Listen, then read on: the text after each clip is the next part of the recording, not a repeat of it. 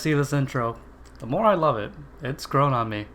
It's a catchy song, it's a catchy intro. We immediately start off the episode with a flashback to 3 years ago and see that Rick Flag Jr. and Hardcore,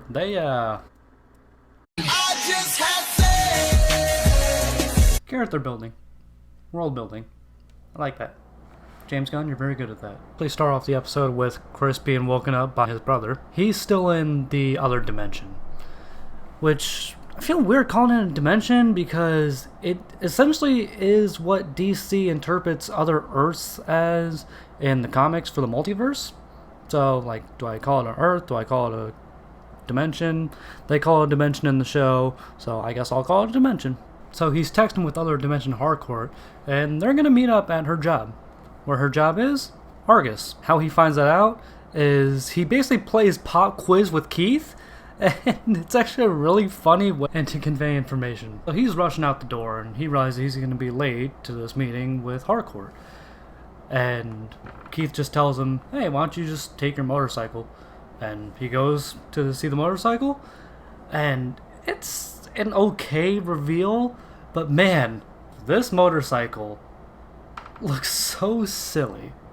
It honestly looks like the motorcycle from the 1970s Captain America movie, which absolutely sucked, making his way there on the America cycle, and he's in between two cars, and there's a little kid in the back seat in one of them, and he's screaming, I love you, Peacemaker, and he says right back to him, I love you too, little kid.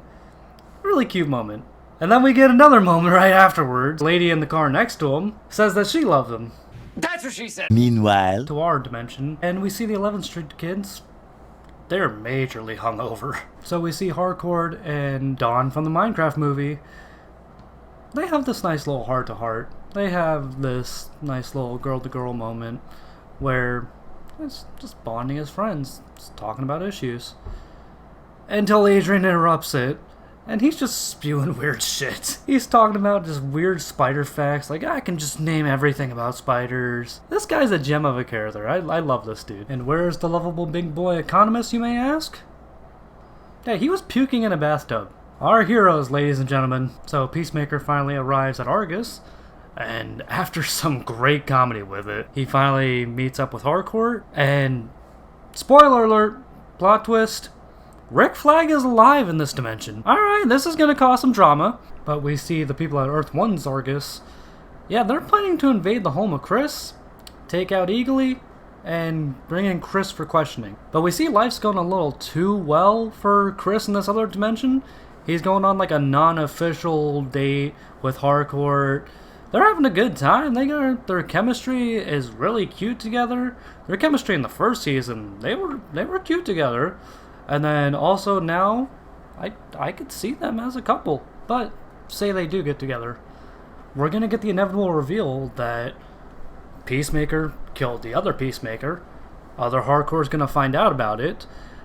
And she's going to be like, oh, you're not who I think you were. He wants her to be who he wants the other Hardcore to be.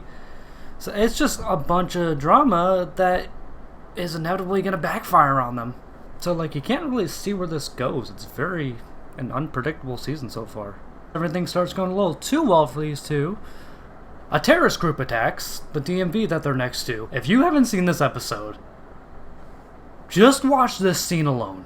You don't really need to see anything else. This was one of the most bloody, violent action scenes I've ever seen, with some of the most creative kills I've ever seen in any movie or any show ever. That was legitness. And Keith comes in with the end blow to finish off the scene. And it looks like that the Smith Peacemaker family are a nice little superhero family in this other dimension. That's awesome. We see that Chris and Keith have a nice little heart-to-heart, brother-to-brother moment.